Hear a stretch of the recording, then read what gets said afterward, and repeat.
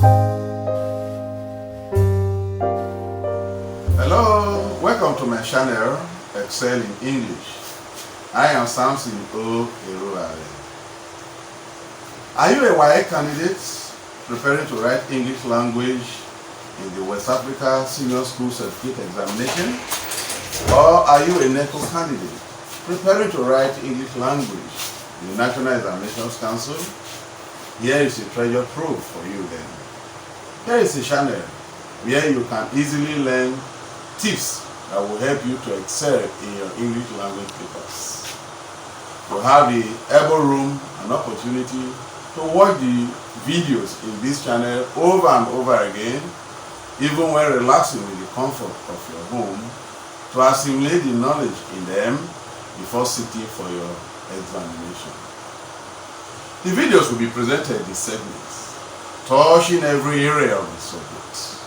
It will be presented with tips on passing 1. Essay and letter writing or composition. 2. Comprehension. 3. Summary. 4. Lessons and structure. 5. Idioms and idiomatic expressions. 6. Oral English and even more. As you will agree with me, a good knowledge of the English language is a necessity for every WASSCE or NECO candidate, because without it, you cannot express yourself well in other subjects, be they arts, social sciences, or even pure science.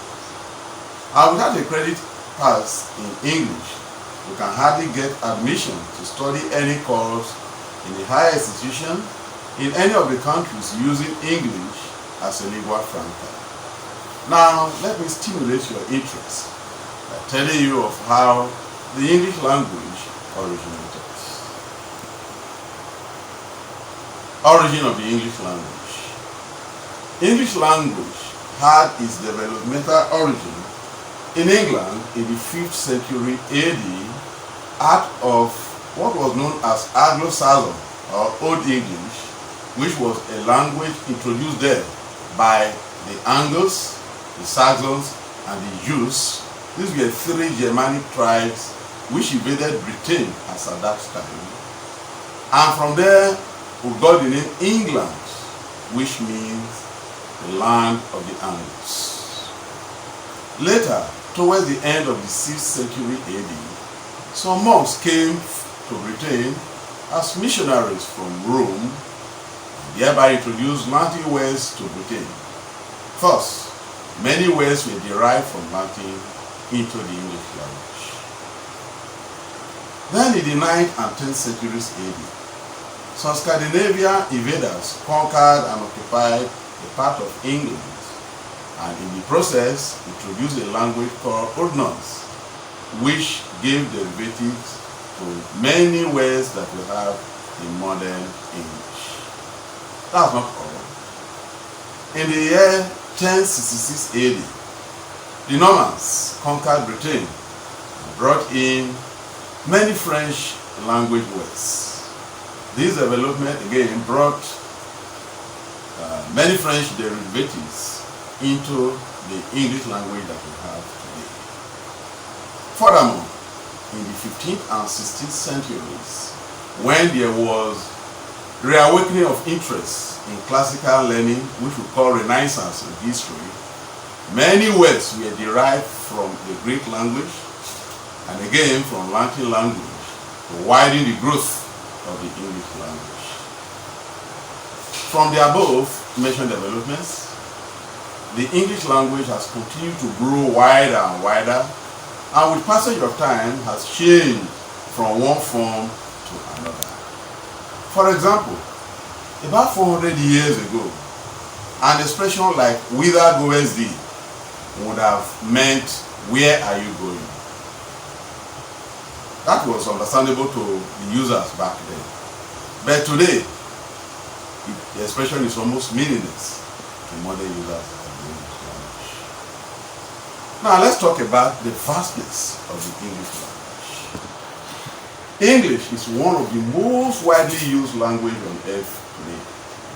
And so it is very, very vast. there are over 1 million common words in the English language.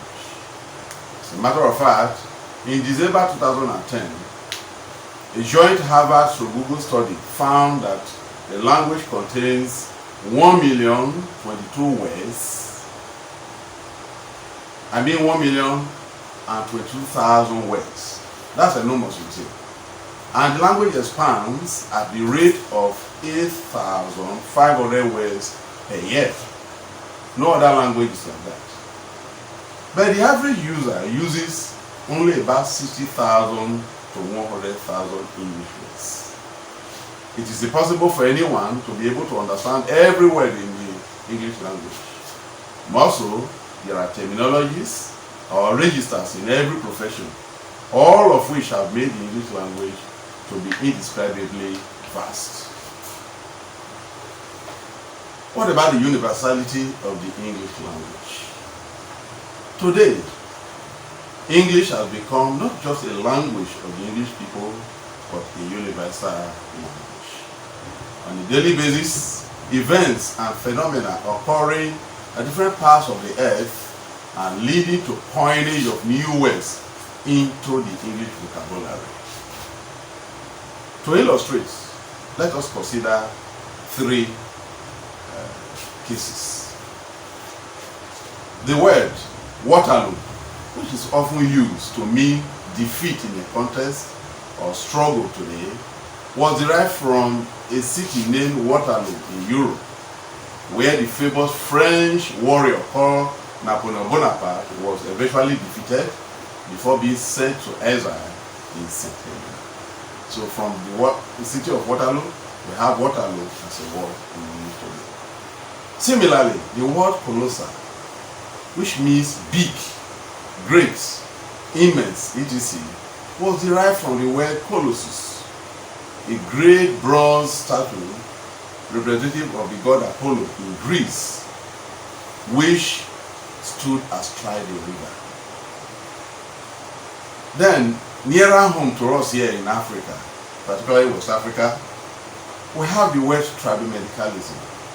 This word tribomedicalism was coined by the late Dr. John Ojo Mume of Agbaro in Delta State, Nigeria, out of two existing English words, medicine and traditional. He coined this word tribomedicalism to bring his profession to the limelight. And today, it is used all over the world. In the same vein, some Nigerian words like Agbada, which is Yoruba word, and Agogo, which is an Urhobo word, are now accepted as English words with entries into the Oxford Advanced Learners Dictionary. More recently, as many of you may have noted, in January 2020, the Oxford English Dictionary adopted and added 29 Nigerian words and phrases to its entries, and these have become standard English words.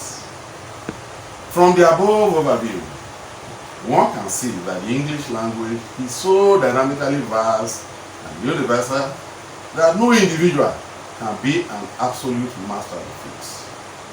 Everyone continues to be a learner, including the English people, who are the native users of the language. Please watch my which will be segment 2 of Excel in English.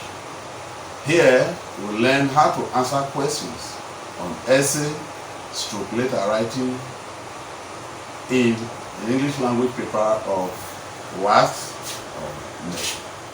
Bye for now.